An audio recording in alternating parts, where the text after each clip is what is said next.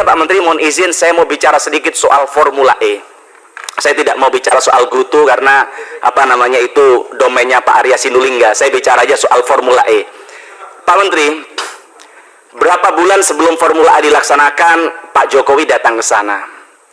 Kalau Pak Jokowi datang kan kita sebagai menteri, sebagai apa namanya pembantu presiden harusnya paham bahwa tujuan presiden ke sana memberikan sinyal kepada seluruh menterinya untuk bagaimana bisa membantu agar Formula E ini menjadi sukses dan juga bisa apa namanya bisa mencapai goalnya, yaitu kemudian bisa menjadi apa kebanggaan bangsa kita.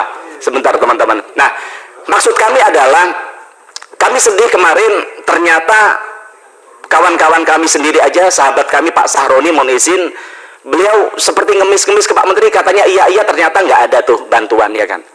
Kami juga sempat senang bahwa waktu itu sempat ada MOU dengan anak Pertamina, apa namanya Pertamina Renewable apa itu, ya kan, yang ternyata itu ya bukan ngasih sponsor, malah ternyata hanya memberikan apa potongan terhadap harga ini, harga apa namanya BBM yang dibeli kan begitu. Nah, maka harapan kami Pak Menteri, kalau kami lihat, Bapak mungkin lihat di medsos itu pedas, tapi kadang bagus untuk kritikan kita, untuk multivitamin kita, untuk bagaimana kita bisa lebih bijak dalam mengambil kebijakan. Banyak orang mengatakan, oh tentu nggak dibantu, bukan panggungnya Pak Menteri kan begitu. Ada juga yang bilang bahwa, oh ini apa namanya, ya kalau acaranya Menteri, jangankan sebulan proposal, 1 menit sebelum acara Pak Menteri aja bisa BUMN itu support begitu.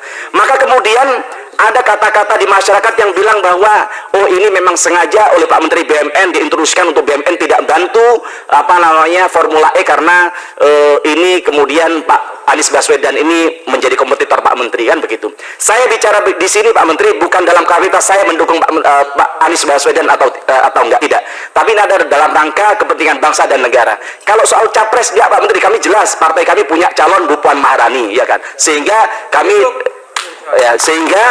bilang bahwa ini bukan soal mendukung tidak mendukung soal Anies Baswedan, tapi soal kepentingan bangsa dan negara. Maka harapan kami Pak Menteri sebagai public figure, sebagai petugas negara, sebagai pembantu presiden, harapan kami Pak Menteri bisa lebih bijak lagi dalam urusan ini. Kalau alasannya G20, saya coba dapatkan data.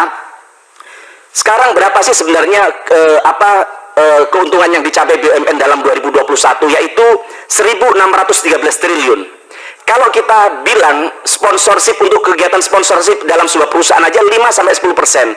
Kalau kita bicara 5-10% artinya 80-160 triliun.